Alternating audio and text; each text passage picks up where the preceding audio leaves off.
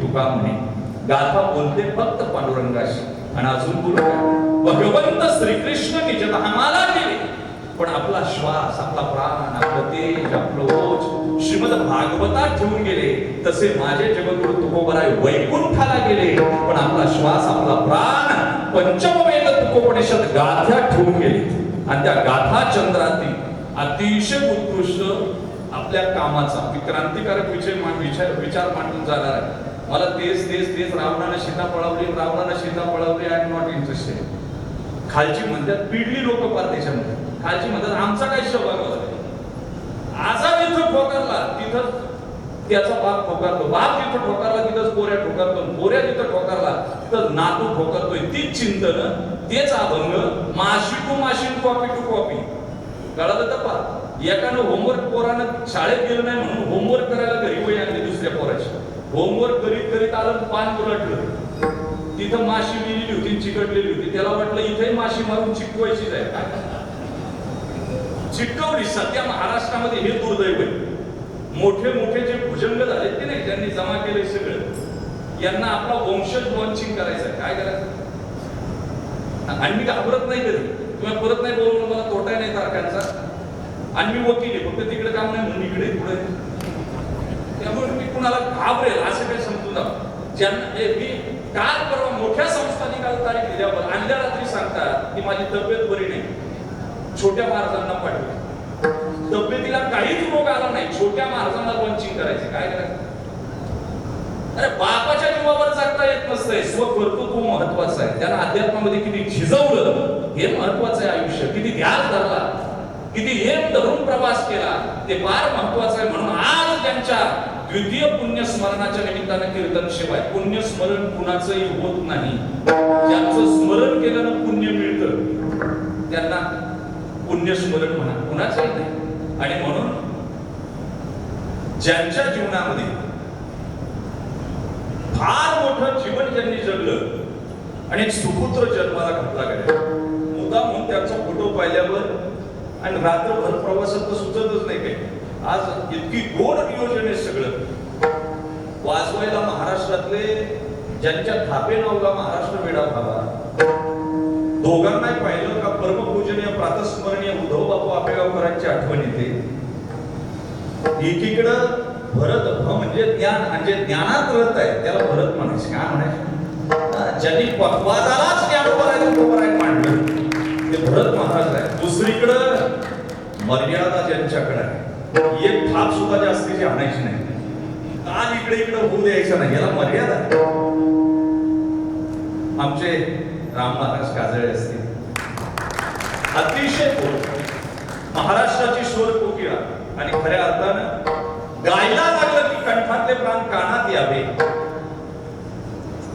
सामान्य घरातून उंच उडी घेऊन आयुष्यामध्ये महाराष्ट्रामध्ये आपलं नाव आपण कोरू शकतो. एक सामान्य गृहिणी सामान्य कुटुंबामध्ये कुठेतरी बीडमध्ये कुठेतरी आपल्या या जिल्ह्यात जन्माला येते, आणि इथं ज्या परभणी जिल्ह्यामध्ये जन्माला येते, या परिसरामध्ये मला माहित नाही त्यांचा जिल्हा कोणता आहे, परभणी जिल्हा, याच जिल्ह्यामध्ये जन्माला येते. पण आम्हाला लहानपणापासून आमच्या पोरांसकट ज्यांचं आकर्षण, लोक माझ्यावरच सेल्फी काढतात, पण ते आल्यावर मला वाटलं की चोपडे फोटो घेतला. आनंद आहे दादा, हे कर्तृत्वानं सिद्ध होत. वंश परंपरेने साध्य होत नाही कधी. मी पुढे जाऊन बोलेन. आमच्या गोदावरी ताई की स्वरांनी ज्यांना हार घालावेत ही अवस्था आहे. बाळू महाराज असतील, कैलास महाराज असतील, माझ्याबरोबर आले ज्यांना टीव्हीला नेहमी पाहता भजन सम्राट संदीप महाराज खरात आळंदीकर असतील, बाकी सगळे गायक गुरुबंधू, सगळ्यांची नावं आता घेत बसत नाही. फार मोठा सोहळा रामराजांनी तारीख देताना सांगितलं आणि रात्रभर प्रवास झाला. पण रात्रभर जे जागे राहिले माझ्यासाठी, कुठपर्यंत आला, जबाबदारी फार मोठी असते. एवढ्या मोठ्या सोहळ्यात जर कीर्तनकार गैरहजर राहिला, त्यांना मध्ये दिली होती का तारीख का तुम्ही कीर्तन करता, ही जबाबदारी असते. आणि म्हणून व्यासपीठावर या भागाचं सुपुत्र म्हणून जन्माला घातलं. चंद्राची शीतलता, सूर्याची तेजस्विता, आकाशाचं व्यापकपण, धरतीचं धारिष्य, आचार्याचं आचार्यपण, देवाचं देवत्व, मातेचं मातृत्व, कर्णाचं दातृत्व, गुलाबाची कोमलता, आकाशाचं व्यापकपण, समुद्राची खोली ज्यांच्याकडे, ज्यांचं नावच रत्नाकर आहे, समुद्राचं नाव रत्नाकर म्हणजे समुद्र मंदिरं बांधून घ्या. रत्नाकर पंक्ती मागा रत्नाकर. 3000 कोटी फंड या तालुक्यात आणला रत्नाकर. हे सोपं काम नाही. मला सांगा, राजकारणात चढउतार येत असतात, चढउतार येत असतात. लोक खून करून आतमध्ये जातात, काही अडचण नाही. एखादी सहकारी संस्था चालवत असताना राजकीय बळी एखादा ठरला आणि जेलमध्ये जाऊन लोकांनी 1 रुपया न वाटता मतदान करून आणला, त्यांना इतकं सोपं समजू नका. इतकं जीवनातले असं बाहेर जे फिरतात त्यांना शक्य नाही. राजकीय क्षेत्रामध्ये सहकार क्षेत्र चालवणं एवढं सोपं नाही, परंतु अर्थव्यवस्था नाडी ज्या आमच्या गंगाखेड कारखान्यावरून हलते. भारतामध्ये आणि महाराष्ट्रामध्ये असं इंग्लिश मीडियम नाही. इंग्लिश मीडियम म्हणजे नुसत्या जर्सी गाय तयार करायचं काम चालू शकते काय. पण ज्यांनी साऊथचे टीचर इथं आणून ठेवले, माझं पोरग चांगलं घडलं पाहिजे, त्याला संस्कृतीपासून सगळं मिळालं पाहिजे, हा विचार केला. एवढं मोठं सगळ्या शैक्षणिक संस्था टॉपर लेवलच्या केल्या. कारण अलीकडं आणि जे मी मगाशी बोललो, समुद्राच्या जिथं रत्नाची खाण आहे, ज्या रत्नाकरांच्या पोटी, मला सांगा, रत्नाकर आणि ज्या माणिकरावांच्या पोटी, माणिक हे फार मोठं रत्न आहे, रत्नाच्या पोटीच रत्न जन्माला आहे. बाप सायराटे पोरग गायरा, बाप प्युअर पाहिजे, त्याशिवाय नाही ना दादा. हे सोपं एवढं समजू नका. फॅक्टरीला जन्माला घातलं आणि पोरं जन्माला घालायची नाही, आजचा विषयच मी मांडणार आहे पुढे जाऊन. पण ज्यांनी खरंच आयुष्यामध्ये एवढं मोठं, महाराष्ट्रामध्ये एक मी सर्च केलं मगाशी, वकील असल्यामुळे मला कामच काय, माझ्या 5-50 डिग्री आहे, मी MA मानसशास्त्रामध्ये. मी सहज बसल्या यांचं नाव सर्च केलं आणि मी सहज पाहिलं, महाराष्ट्रामध्ये सगळ्यात विकास कामांमध्ये निधी आणणारा या 5 वर्षामध्ये जर कोणते आमदार असतील तर ते फक्त तुमच्या तालुक्याचे. तुमच्या तालुक्याचं कारण काय? समाजाची नाळ आहे. आणि आता काही राहिलंच नाही ना, कमवायचं काही राहिलं नाही. भगवंत कृपेनं त्यात पहिलेच ते समुद्रात जन्माला आले, रत्नाच्याच पोटी जन्माला आले. त्यामुळे आता फक्त जगायचे समाजासाठी आणि चंदनासारखं जगायचं. अरे फुलपात 13 दिवस जगत, 15व्या दिवशी मरणार आहे, तरी प्रत्येकाला वाटतं माझ्या पुढ्यात असावं, अंगा खांद्यावर खेळावं, माझ्या बरोबर त्यानं बसावं, मला दिसावं. चंदन सहानीवर उघडतं, शीतलत्व गंधत्व दुसऱ्याला देतं, मेणबत्ती तिळाने कमी होते, पण मात्र प्रकाश इतरांना देते.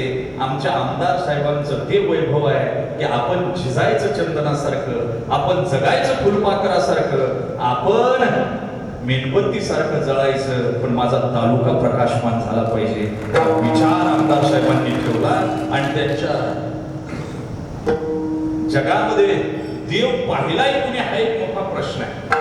पण मला तरी असं वाटतं की आईबापाच्या रूपानं प्रत्येक जण तो पाहत असतो. आपल्या पितृतुल्य देवताला निरोप देत असताना गत वर्षाच्या अगोदर देव देव्हाऱ्यात होता. आता 2 वर्ष झाली इथेच होता देव आमचा तो आम्हाशी आधार, आज रिकामा देव्हारा तरी दयामुचा नमस्कार. म्हणून द्वितीय पुण्यस्मरण बाबांचे नाथ आणि नातू साहेबांचे ज्येष्ठ चिरंजीव आणि आमच्या कन्या ताई या ठिकाणी उपस्थित आहेत. आणि तसा यांच्या सासरवाडीकरचा आहे आणि सासरवाडीवर विशेष प्रेम असते. पण वशिल्यानं प्रेम करता कामा नाही, कौशल्यानं प्रेम करा. म्हणून वशिल्या माझ्या जीवनात मी जिथं कीर्तन करून घेतो परत फोन करत नाही, कधी कुणाला कामही सांगत नाही, त्याची गरजही नाही. परंतु एवढं कौतुक का केलं मी, तर जे सृजन आहे त्यांचं कौतुक केलं पाहिजे. आणि म्हणून द्वितीय पुण्यस्मरण करत असताना निवडलेला अभंग जगद्गुरु तुकोबारायचा. सध्या जीवन फार फास्ट पळतंय. एकतर लोक प्रतिष्ठेच्या मागे पळतायत, संपत्तीच्या मागे पळतायत आणि सत्तेच्या मागे पळतायत. सौंदर्याच्या मागे पळणारे, मायेच्या मागे पळणारा एक वर्ग आहे. मी तर काल बोललो, मॉल संस्कृती आली पण माणसं मात्र स्मॉल झाली. काय झालं? गळ्यात चैनी आल्या पण बेचैनी वाढली. माणूस सुखानं सुद्धा जगत नाही. पूर्वीचा काळ होता, आमच्या घरातले डबे खारीक खोबऱ्यानं भरत होते. आता आमच्या घरातले डबे गोळ्या औषधानं भरायला लागले. सकाळी पिवळी, दुपारी निळी, संध्याकाळी सफेद, झोपताना हिरवी. त्याला म्हणलं एवढ्या गोळ्या, म्हणला महाराज या गोळ्या चालू आहेत म्हणून मी चालू आहे. काय म्हणते ते? या गोळ्या चालू आहे म्हणून मी चालू आहे. माणसं दिसायला फक्त आहेत असायला आहे का मला सांगा.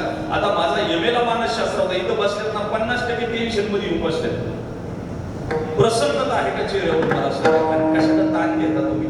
जे व्हायचे ते होणारच आहे. पोर घराच्या बाहेर शाबास, आता आपलं कीर्तन चालू झालं, काही ताण घ्यायचं, मोकळं राहायचं. तुम्हाला कशाचा ताण येतो?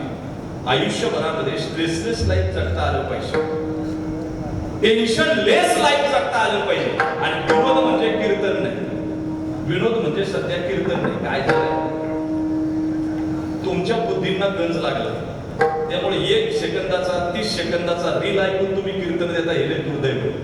आणि 1 तास 2 तासानं कळतं एक कोळशाचं दुकान आहे कधी. आणि मार्केटिंग, आणि सध्या मार्केटिंगचा जमाना आहे, एवढा मार्केटिंगचा जमाना आहे. विठ्ठल विठ्ठल